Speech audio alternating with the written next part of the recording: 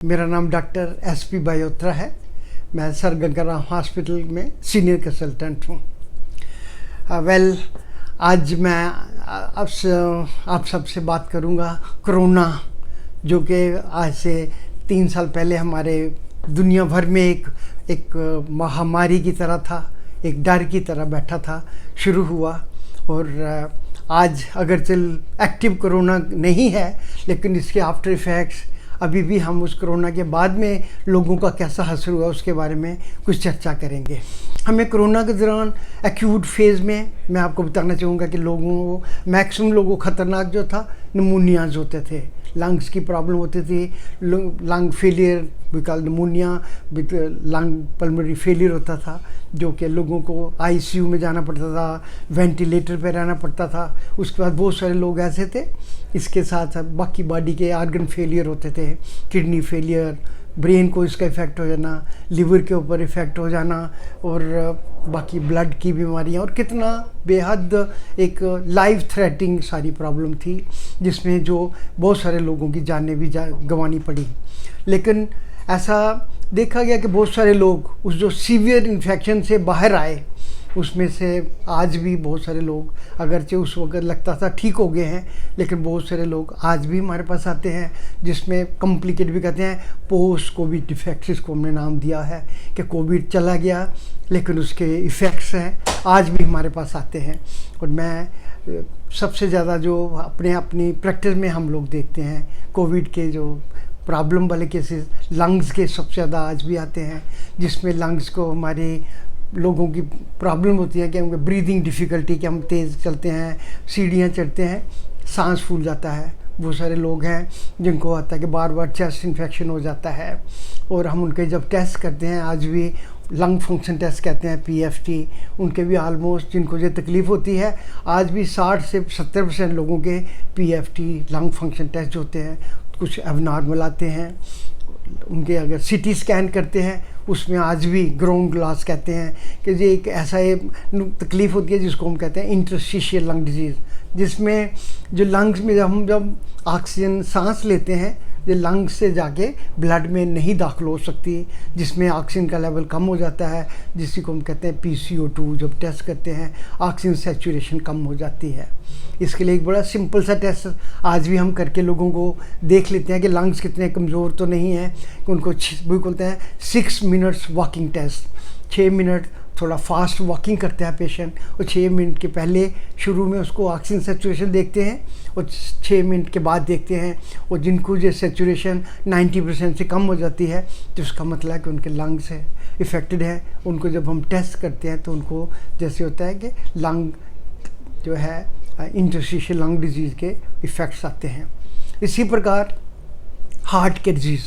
उस वक्त जब शुरू में कोविड हुआ था, बहुत से लोगों को हार्ट अटैक्स होते थे, जो कि डायरेक्टली वायरस की वजह से हो सकता है, चाहे वायरस से कुछ इम्यून डिफरेंस डिफ़िकल्टी होती है, इम्यून सिस्टम बिगड़ता था, जिसके हार्ट के ऊपर इफेक्ट होता था, और बहुत सारे लोगों को हार्ट अटैक्स हुए कोविड रिलेटेड,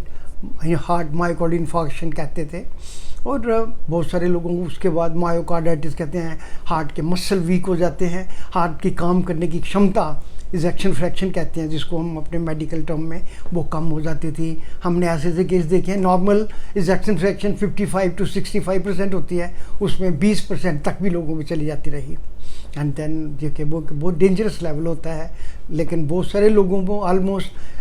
60 to 70 और 80% लोगों में रिकवरी भी हो गई। पर कई लोग 20 से 25% लोग ऐसे हैं जिनमें आज भी जो हार्ट के जो मसल वीक हैं, काम करने की क्षमता कम है, उनको हार्ट की दवाइयों की आवश्यकता ज़रूरत पड़ती है। देन इसके अलावा बहुत सारे उस वक्त ब्रेन जो नर्वस सिस्टम है वो इन्वॉल्व हुआ। बहुत सारे लोगों को ब्रेन के एनसेफेलाइटिस कहते हैं, मेनिंजाइटिस कहते हैं, पेरिफेरल नर्व्स होते हैं, गिलिन-बॉर्ड सिंड्रोम होता है, जो नर्व्स पेरिफेरल नर्व्स होते हैं शरीर का, वो पैरालिटिक टाइप जैसे हो जाता है, नर्वस सिस्टम कमज़ोर पड़ जाता है, चलने में उसमें कमज़ोरी आती है, हाथ में मसल में काम करने की शक्ति कम हो जाती है। तो ये अभी बहुत सारे लोग ऐसे हैं आज भी उनको उतनी वो शक्ति जितनी वापस नहीं आई है।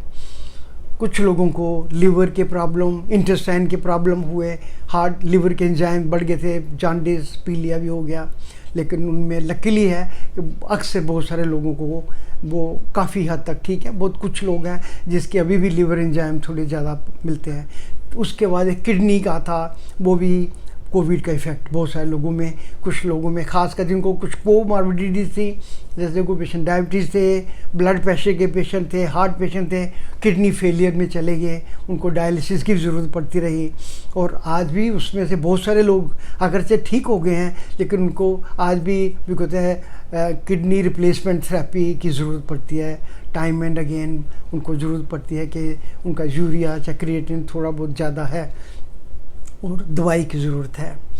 उसके अलावा बाकी जो सिस्टम, सम पेशेंट लेडीज़ को, लड़कियों को, यंग गर्ल जिनको हुआ है, थोड़ी सी हार्मोन चेंजेस भी आए हैं, यंग लड़कियां, यंग लड़के, लेकिन लकीली हैं काफ़ी हद तक बाद में थायराइड की कुछ प्रॉब्लम भी आई उस वक़्त। कुछ लोग जो फॉलो अप में हैं अभी भी उनको थायराइड का TSH होता है, लो लेवल पे चल रहा है, कुछ लोगों का पोस्ट कोविड इफेक्ट कहते हैं। लेकिन उसके बाद कुल मिला के जो हम मिलाते हैं आजकल एक मिक्सचर करके आया है। आज कुछ लोग आते हैं जिनको आते हैं हमारे पास कि उनको बॉडी के मसल वीकनेस रहती है, थकावट हो जाती है, भूल गए हैं, कोग्नेटिव डिफेक्ट्स कहते हैं, उनको मेंटल डिफ़िकल्टीज़ होती हैं कि उनको भूल जाता है, डिमेंशिया कहते हैं, अर्ली डिमेंशिया शुरू कुछ लोगों को है, कुछ लोगों को इरिटेबिलिटी हो गई है, some people are getting other musculoskeletal disorder कहते हैं कि मसल वीक होते हैं, काम करने की क्षमता है वो कम हो गई है,